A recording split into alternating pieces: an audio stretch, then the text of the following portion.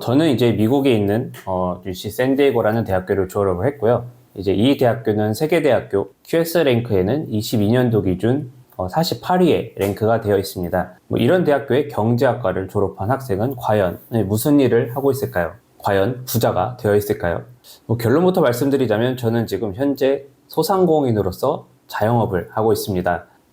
사람들이 이제 해외, 특히 뭐 미국으로 유학을 갔다 오면 뭐 엄청난 일을 하고 있지 않을까? 좀 그런 착각들을 좀 하시길래 이제 뭐 망한 사례, 망했다는 제가 좀 가슴이 아플 수도 있고 좀 색다른, 좀 평범한 일을 하고 있다는 사람도 있다는 거를 한번 저로, 사례로 말씀드려 볼까 합니다.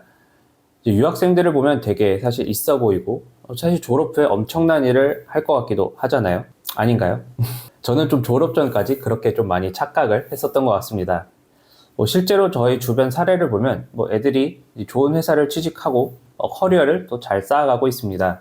뭐 증권회사나 뭐 VC, 벤처캐피탈이라고 하죠. 뭐 이런 금융권을 많이들 가고 아니면 컨설팅 회사, 이제 뭐 맥킨지, EY 한영, 컨설팅 좀 멋있잖아요. 아니면 이제 뭐 큰 대기업 이런 데들 많이들 가는 것 같습니다. 뭐 또 다른 케이스로는 사실 이게 가장 베스트, 제일 좋은 케이스가 이제 아버지 회사 물려받으러 가는 애들. 이게 가장 부럽죠, 사실. 뭐 맥킨지가 무슨 소용이 있겠습니까?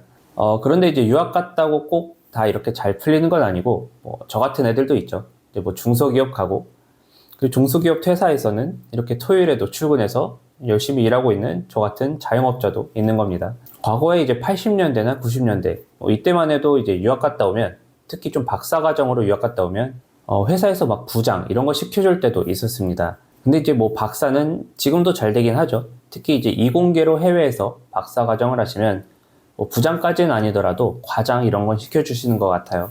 어쨌든 이제 미국의 석사라도 좀 따고 오면 취업에서도 오 하면서 약간 서류 통과도 잘 시켜주고 이럴 때가 있었던 것 같아요. 아마 한 2010년 이전까지. 지금은 뭐 꼭 유학 갔다고 해서 대우해주고 이런 건 없는 것 같아요. 사실 영어는 요새 한국에서 대학교 나온 애들도 잘 배워서 뭐 잘하는 것도 있어서 뭐 단순히 유학생이라는 좀 메리트는 많이 없는 것 같습니다.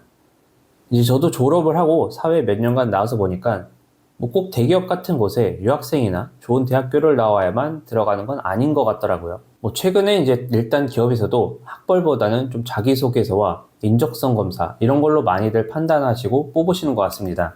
특히 좀 삼성전자가 많이 그러죠. 금융권은 이제 대부분 학벌을 좀 보긴 하겠죠. 그런데 이제 오히려 제 친구가 일하는 자산운용사에서는 이번에 신입을 뽑는데 되게 처음 들어보는 지방대학교 남자애가 됐다고 하더라고요. 뭐 우리나라가 사실 좀 올려치기가 심해서 그렇지 꼭 스카이가 아니더라도 여러분이 들어볼 만한 학교, 뭐 광운대나 명지대 이런 곳은 다 좋은 학교입니다. 뭐 수능 점수로만 봤을 때도 아마 한 상위 20, 30%는 들을걸요. 뭐 상위 20, 30%는 정말 높은 순위인 겁니다. 우리나라가 꼭 1등 이런 걸 해야만 높은 줄 알았는데 그렇지 않습니다. 어쨌든 그런데 이 신입사원은 정말 처음 들어보는 지방 학교라고 합니다. 이제 어쨌든 내 대표님이 하시는 말씀이 저는 이제 학벌 좋았던 애들 뽑았더니 뭐 다른 운용사 가고 이래서 그냥 안 그만두고 열심히 할 것 같은 애 뽑았다고 하더라고요.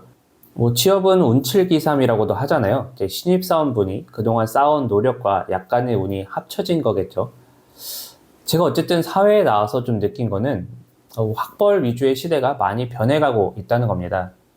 특히나 이제 학력, 학벌은 돈 버는 거와는 크게 관련이 없다는 거죠. 물론 인맥, 학연 있긴 있겠죠. 특히 이제 몇몇 금융기관 같은 경우는 서울대 경제학과가 아니면 안 된다고 하더라고요. 이건 뭐 미국도 마찬가지긴 해요. 이제 이건 뒷얘기인데 좀 회사명을 말씀드리긴 그렇고 진짜 이 실리콘밸리에 있는 세계적으로 큰 회사입니다.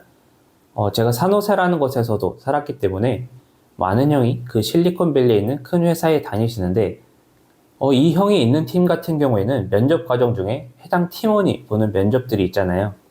이제 거기서 이제 팀원들이 한 15명인가 계신데 다 박사 출신이거든요. 이 형도 마찬가지고. 그래서 이제 면접에서 석사 이런 애들이 오면 떨어뜨린다고 합니다. 뭐 걔가 아무리 실력이 뛰어나고 엄청난 커리어를 가졌어도 그냥 뭐 너 잘하네 라고 하고서는 떨어뜨린대요.